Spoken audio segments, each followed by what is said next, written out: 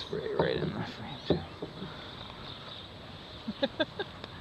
This episode brought to you by Deep Woods Off. This episode of Dumb and Dumber 30% deep is brought to you by the mosquitoes that are sucking us dry. Okay, so we're back again. You can tell that it's not the same day because we switched positions and I put on a jacket.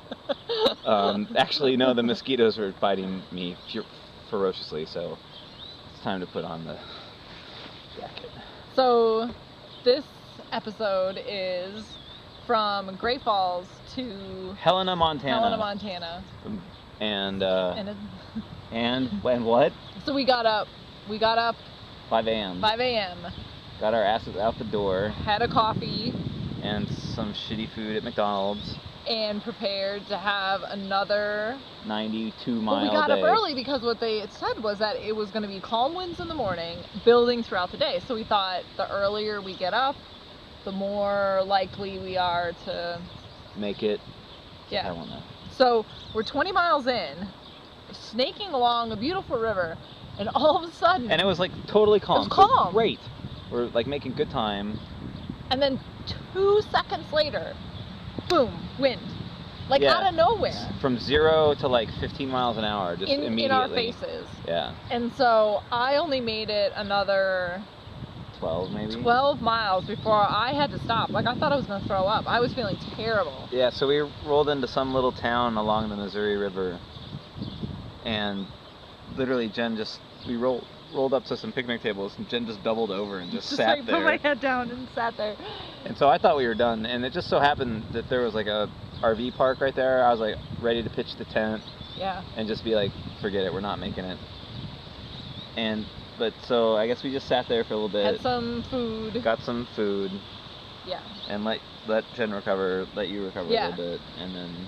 So then we rode on, and... So then we thought, okay, well, the next town is like 20 miles down the road. Wolf Creek was 20 miles down the road, so that's like, basically, it's Wolf Creek or Helena, and Helena's like another 35 miles after that. So we get to Wolf Creek, like 55 miles in. We have a soda, we have an ice cream, and we're debating, right? Do we stay here or do we keep going? And the winds have kind of been blocked by the like rock formations around the valley and stuff, because you're kind of down. Yeah, you're like following the river, like literally right on the edge of the river, and so you're kind of down low, and it wasn't so bad sometimes. And it seemed like maybe the winds were gonna like not be in our face, and so we made the decision that wait. So I said to Chris, you know what? I need a 5-hour energy. Oh yeah. So we make the decision to go. Because I'm still dead. I'm still dying. Like, I'm mentally preparing for a 4-hour slog. And it's going to be 40 miles. It's going to be a 4-hour slog. We thought for sure this is going to be like, we're going to get there and 9 miles an hour for Jen. It's going to be 8 o'clock by the time we get there, and it'll have been like 12 hours of riding for the day, and like Jen's not going to have the juice to go, and and I sat there and I thought, if I had a 5-hour energy, I could make it. Actually, the joke was... And we could see monster trucks. Actually, she's like, I think we should just get like 10 of them and just like throw them all back. And we'll just take one every hour and see what happens to us.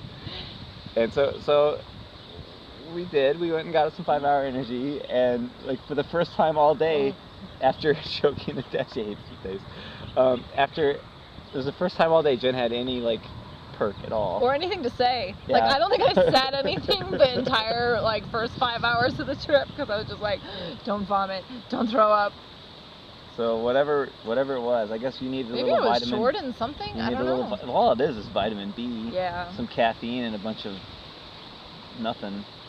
It was the first time I felt like I could like breathe, or I don't know. It's probably 8,333% of my daily recommended value of vitamin B12. So anyway, we got there, and it wasn't bad. Like, we got some kind of cross tail sort of thing. Yeah, we moved pretty good. We rolled into Helena and into the campgrounds at like 6:30. Right. And as we're rolling in, all the monster truck, because we're camping at the same place the monster trucks are. Yeah, so like the fairgrounds are where this is all being held, and they're really big.